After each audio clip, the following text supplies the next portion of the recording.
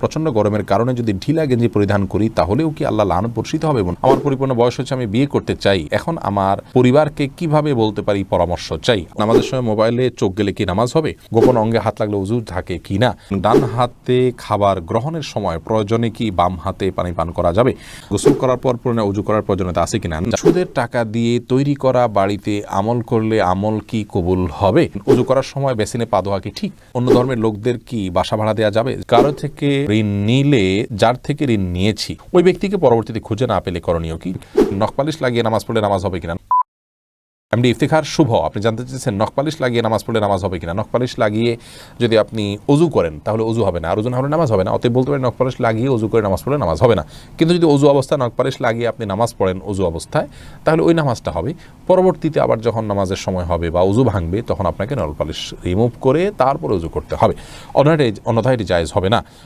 মা বোনরা মাসিকের দিনগুলোতে নেল পালিশ ইউজ করতে পারেন, কোনো অসুবিধা নেই, যেহেতু তখন নামাজের অপশন তাদের নাই। কিন্তু পরবর্তীতে আবার নামাজ যখন শুরু হবে তার আগে তাদেরকে সেটি রিমুভ করে নিয়ে তারপর উজু করে নামাজ পড়তে হবে।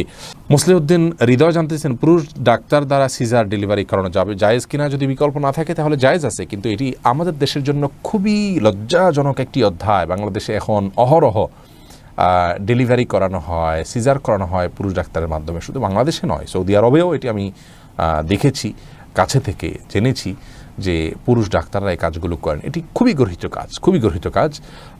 নারী ডাক্তারদেরকে উৎসাহিত করা উচিত এবং নারীদেরকে ডাক্তারি পড়ানো উচিত এবং এই কাজগুলো নারী ডাক্তারদের উপর ছাড়া উচিত। অন্যান্য সেক্টরে অনেক ডাক্তার চলে যাচ্ছেন, নারীরা গাইনিতে না গিয়ে অন্যান্য অনেক ডিপার্টমেন্টে চলে যাচ্ছেন, অথচ গাইনিতে পুরুষরা আসছেন। এটি মুসলিম কান্ট্রি বা মুসলিম সমাজের জন্য লজ্জা ছাড়ার কিছু নয়। একজন রোগী হিসাবে আমরা যদি অনন্য উপায় হই, অন্য কোনো বিকল্প ব্যবস্থা না থাকে, তাহলে আমাদের জন্য এটি জায়েজ রয়েছে। হোসেন আহমেদ জানতে চেয়েছেন আমার পরিপূর্ণ বয়স হচ্ছে, আমি বিয়ে করতে চাই, এখন আমার পরিবারকে কিভাবে বলতে পারি পরামর্শ চাই? আপনার বিয়ের বয়স হচ্ছে, আপনি নিজে না বলতে পারলে অন্য কারোর মাধ্যমে বলাবেন। এই জন্য তো গোটা পরিবারকে দিনের পথে আনার জন্য আগে চেষ্টা করতে হয়। তারা যখন দিন বুঝবেন তখন তাদের সব কিছু বোঝানো সম্ভব হবে কোরআন এবং হাদিসের আলোকে। আপনি নিজে না পারলে অন্য কারোর মাধ্যমে করবেন। আলমগীর হোসেন জানতেছেন নামাজের সময় মোবাইলে চোখ গেলে কি নামাজ হবে? নামাজ হয়ে যাবে, কিন্তু এটি নামাজের মানকে অনেকখানি নিচে নামিয়ে দিবে। মোবাইল এর দিকে চোখ যাওয়া উচিত নয়, বরং নামাজের সময় সিজদার জায়গায় চোখ থাকা উচিত। নামাজের দিকে অন্যদিকে মন যেতে পারে সে বিষয়গুলোকে সরিয়ে ফেলা উচিত নামাজের আগেই। মোবাইলকে এমন জায়গায় রাখা উচিত নয়। নবী সাল্লাল্লাহু আলাইহি ওয়াসাল্লামকে একবার একটা কাপড় দেওয়া হলো নামাজ পড়ার জন্য, সেখানে কিছু চিত্র ইত্যাদি অঙ্কন করা ছিল, হয়তো গাছপালার চিত্র বা এরকম হালাল কোনো চিত্র ছিল। নামাজ পড়ে তিনি তারপরে বলেছেন এই কাপড় সরাও, স্বচ্ছ বা ফ্রেশ কোনো কাপড় আনো, যাতে করে মনোযোগ নষ্ট না হয়। আল্লাহর সাথে কথোপকথনের সময় আপনার অন্যদিকে মনোযোগ দিলে, আপনি কারোর সাথে কথা বলছেন, সেখানে যদি আপনার অন্য দিকে মন থাকে তাহলে সে যেরকম অভদ্রতা, অসৌজন্যতা, এটা মহান সৃষ্টিকর্তার সাথে কত বেশি অভদ্রতা এবং অসৌজন্যতা হবে সেটা বলাই বাহুল্য। এস আলম, আপনি আইডি থেকে জানতে চেয়েছেন গোপন অঙ্গে হাত লাগলে উযু থাকে কি না? আমাদের দেশের উলামায়ে কেরামের মতে, বাহানাই মতে উলামায়ে কেরামের মতে গোপন অঙ্গে হাত লাগলে উযু ভাঙবে না।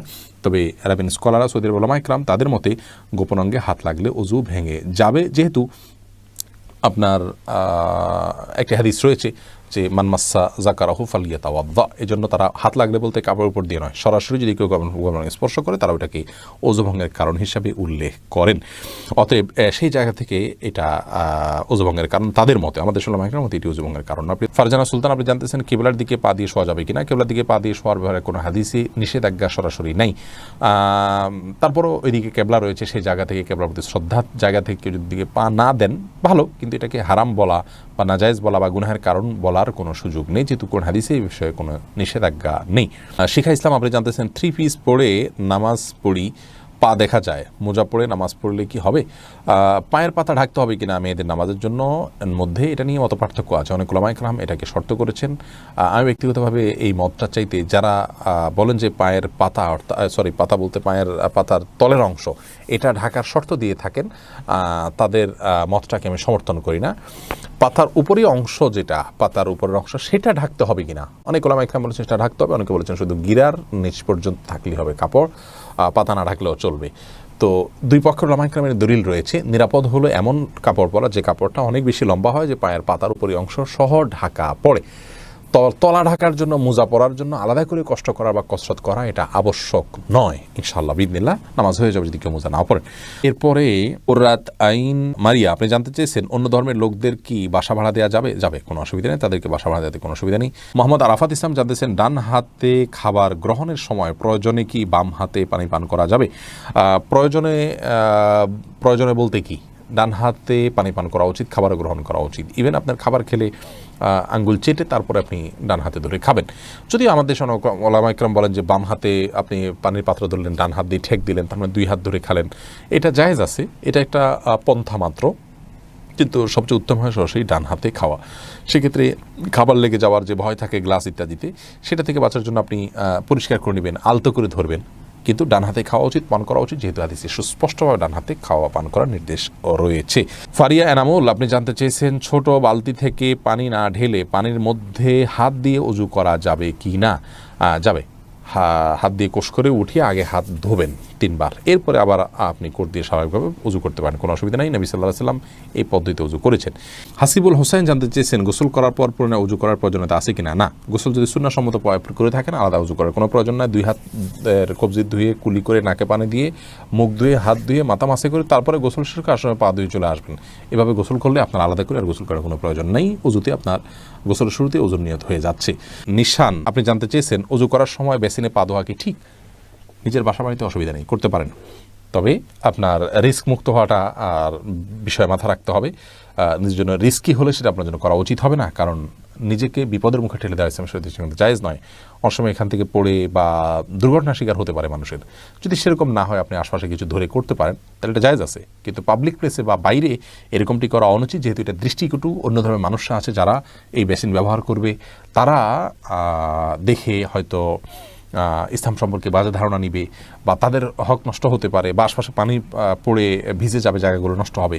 সেই জায়গা থেকে পাবলিক প্লেসে এমনটি না করা উচিত, কিন্তু করলে ওযু হয়ে যাবে। ফারজানা রহমান শারমিন জানতে চেয়েছেন প্রচণ্ড গরমের কারণে যদি ঢিলা গেঞ্জি পরিধান করি তাহলেও কি আল্লাহ লানত বর্ষিত হবে? এবং ফারজানা, যদি বাসা বাড়িতে আপনি পড়েন তাহলে তো আল্লাহ লানত বর্ষিত হওয়ার কোনো প্রশ্নই ওঠে না, যদি গায়ে মহারামের সামনে সেটা পরে না যান আপনি, বা সেটা পরার পর উপর দিয়ে পাতলা ওড়না পরে নেন, যাতে আপনার সৌন্দর্য প্রকাশিত না হয় গায়ে হারামদের সাথে। এরকম যদি চলেন তাহলে কোনো অসুবিধা নেই বাসা বাড়িতে। আর বাসা বাড়ির বাইরে যদি আপনি যান তাহলে সেক্ষেত্রে বোরকার নিচে যদি আপনি এ ধরনের পোশাক পরেন, কোনো অসুবিধা নেই ইনশাআল্লাহ বিদিনিল্লাহ। অর্থাৎ আপনার পর্দা, বাইরে যখন যাবেন পর্দা মেনটেন করতে হবে। গরম এর কষ্ট যত বেশি, জাহান্নামের গরমের কষ্ট তার চাইতে অনেক বেশি। অতএব পর্দা লঙ্ঘন যেন না হয়, পরপুরুষের সামনে যাতে আপনার পর্দা লঙ্ঘিত না হয়, সে বিষয়টা আপনি খেয়াল করবেন। এছাড়া বাকি অবস্থাতে আপনি করতে পারেন। কারজাই, এর দিকে আপনি জানতে চেয়েছেন কারো থেকে ঋণ নিলে, যার থেকে ঋণ নিয়েছি ওই ব্যক্তিকে পরবর্তীতে খুঁজে না পেলে করণীয় কি? যদি কোনোভাবে খুঁজে পাওয়া না যায় এবং আশাও ছেড়ে দেন, তাহলে সেক্ষেত্রে সেই ঋণের টাকা আপনি যে কোনো গরিব মানুষকে, অসহায় মানুষকে আপনি দান করে দিবেন, বা কল্যাণমূলক খাতে দান করে দিবেন ওই ব্যক্তির তরফ থেকে, প্রাপকের তরফ থেকে, তাহলে আপনি দায়মুক্ত হবেন ইনশাআল্লাহ।